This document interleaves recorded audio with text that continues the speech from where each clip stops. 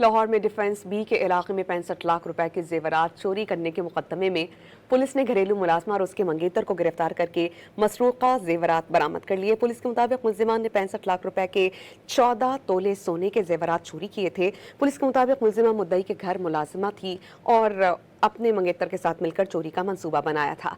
वारदात से काबिल मुलजिमा ने घर में नस्ब सीसीटीवी कैमरे बंद किए। मुलजिमा ने चोरी शुदा जेवरात अपने मंगेतर के हवाले किए जो दीपालपुर से लाहौर आया था। वारदात के बाद घर के कैमरे दोबारा ऑन कर दिए गए।